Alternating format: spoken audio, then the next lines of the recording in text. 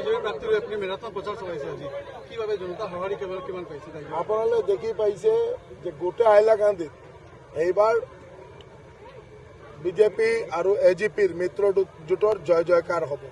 ৰাইজে এই কথা গম পাইছে যে মাননীয় মুখ্যমন্ত্ৰীৰ নেতৃত্বত যেনেকুৱা গোটেই অসমৰ চাৰিওফালে এটা উন্নয়নৰ বতাহ যিটো ত্বৰিত গতিত উন্নয়ন চলি আছে আৰু হাইলাকান্দিৰ আৰু যাতে ত্বৰিত গতিত উন্নয়ন হয় আৰু উন্নয়ন হ'ব লাগিলে বিজেপি আৰু এজিপিৰ মিত্ৰজোঁটৰ জিলা পৰিষদ আঞ্চলিক পঞ্চায়ত আৰু গাঁও পঞ্চায়ত প্ৰতিষ্ঠিত হ'ব লাগিব।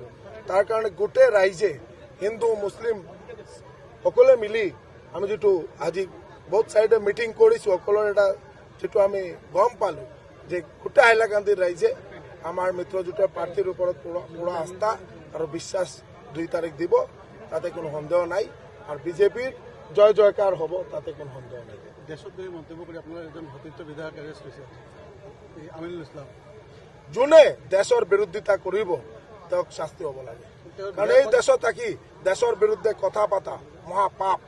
বিধায়ক পদ খাৰিজ কৰাৰ আবেদন 100% তেওঁক বিধায়ক পদ খাৰিজ হ'ব লাগে আৰু যোনে যোনে কৰিছে, কাৰণ আমাৰ দলৰ এটা নীতি ৰাষ্ট্ৰ প্ৰথম, তাৰ পিছত পলিটিক্স, তাৰ পিছত পাৰ্টি, সেলফ লাষ্ট, এইটো আমাৰ দলৰ নীতি।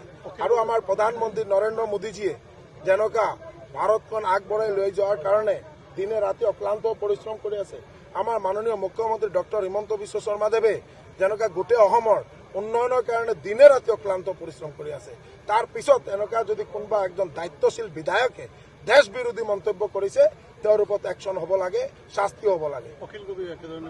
আমি এই কথাই কৈছো, যোনে ক'ব তেওঁলোকক ওপৰত একশ্যন ল'ব লাগে, শাস্তি দিব লাগে, তেওঁলোকক জেলত ভৰি দিব লাগে। বিজেপিৰ প্ৰাৰ্থীৰ আপুনি মেৰাথন প্ৰচাৰ চলাইছে আজি কিভাৱে জনতা সঁহাৰি কিমান পাইছে আপোনালোকে দেখি পাইছে যে গোটেই হাইলাকান্দিত এইবাৰ বিজেপি আৰু এজিপিৰ মিত্ৰজোঁটৰ জয় জয়কাৰ হ'ব।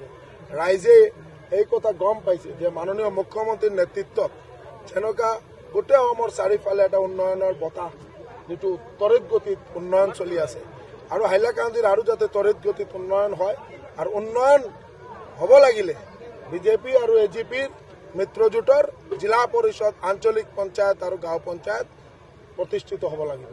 তাৰ কাৰণে গোটেই ৰাইজে হিন্দু মুছলিম সকলোৱে মিলি আমি যিটো আজি বহুত চাইডে মিটিং কৰিছোঁ সকলোৰে এটা যিটো আমি গম পালোঁ যে গোটেই হাইলাকান্দিৰ ৰাইজে আমাৰ মিত্ৰজোঁটৰ প্ৰাৰ্থীৰ ওপৰত পুৰা আস্থা আৰু বিশ্বাস 2 তাৰিখ দিব, তাতে কোনো সন্দেহ নাই আৰু বিজেপিৰ জয় জয়কাৰ হ'ব, তাতে কোনো সন্দেহ নাই।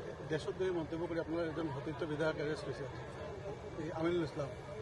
যোনে দেশৰ বিৰোধিতা কৰিব তেওঁক শাস্তি হ'ব লাগে, কাৰণ এই দেশত থাকি দেশৰ বিৰুদ্ধে কথা পতা মহাপাপ। বিধায়ক পদ খাৰিজ কৰাৰ আবেদন 100% তেওঁক বিধায়ক পদ খাৰিজ হ'ব লাগে আৰু যোনে কৰিছে, কাৰণ আমাৰ দলৰ এটা নীতি ৰাষ্ট্ৰ প্ৰথম, তাৰ পিছত পলিটিক্স, তাৰ পিছত পাৰ্টি, সেলফ লাষ্ট, এইটো আমাৰ দলৰ নীতি।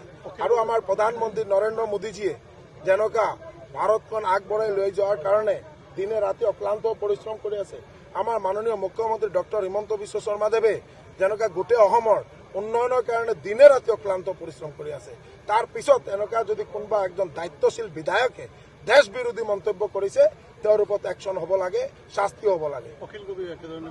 আমি এই কথাই কৈছো, যোনে ক'ব তেওঁলোকক ওপৰত একশ্যন ল'ব লাগে, শাস্তি দিব লাগে, তেওঁলোকক জেলত ভৰি দিব লাগে।